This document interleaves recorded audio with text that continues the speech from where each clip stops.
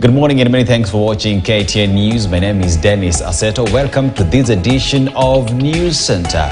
We are following up on a lot of stories, including the president's visit to Nyanza region, as he will be there for the next 4 days. Our reporter in Kisumu, Bramwell Bwire, will be touching base with him a little bit later as he brings us up to speed on what is happening as the president arrived from where he will be launching that institution for research. From there, where will the president be going? Also, will the president be touching on the Sondu insecurity that we continue to experience in the country? Remember that Interior Cabinet Secretary Kithure Kindiki has made changes with regard to security personnel in that region and also deployed police officers there. But now let us go straight to our story today, which is on Haiti. And the Azimio la Umoja coalition has opposed the government's decision to send 1,000 police officers to Haiti. Azimio termed the decision as misguided, explaining that Kenya has internal security challenges that need to be addressed urgently. The opposition want Interior CS Kithure Kindiki to rationalize the decision. Human rights lobby groups from Kenya and Haiti, led by Haki Africa, have expressed concerns about legal process of deployment and Kenya Police's human rights track record. Fred Kagonye with more. The Azimio la Umoja coalition has said that it opposes the move to send 1,000 police officers to Haiti to help the government combat violent gangs that have taken over parts of the country, with the coalition leader Raila Odinga falling short of asking members allied to the coalition to reject the motion once tabled in Parliament. When I was the Prime Minister and we took a decision, the cabinet, to send our forces to Somalia, I took a motion to Parliament. And it was approved, debated and approved by Parliament. Now this is a similar case.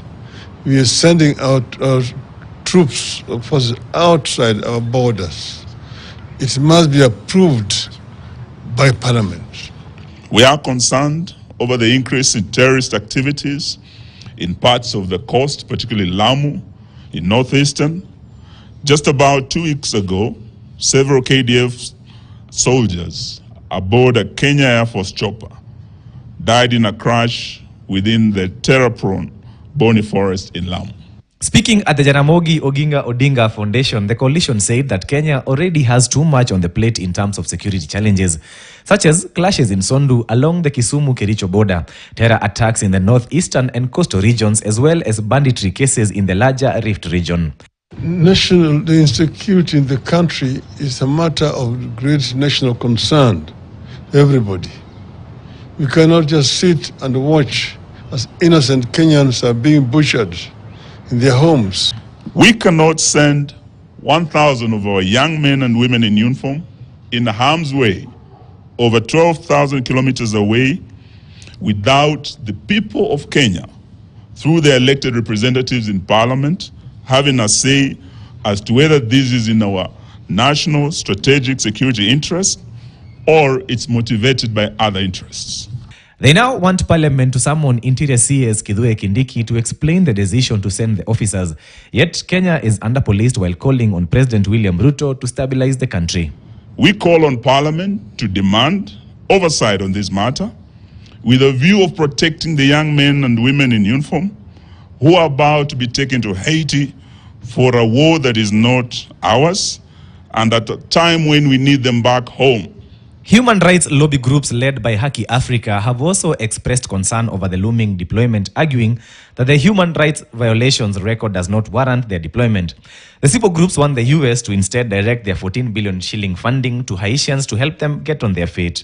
There's a lot to be learned, there's a lot to be known before we can establish a true led mission that would not be another disaster like the 2004 United MINUSTA mission and so many other missions that has gone to Haiti. We don't want to send our boys there and they return back in body bags. We must be very careful. We know that there are resources being dangled. On Monday, the UN Security Council authorized the deployment of security support teams in Haiti. Kenyan police officers will be joined by those from Jamaica, Belize, Senegal, Spain, Suriname, and the Bahamas. Thank you, Fred, for that report. And it is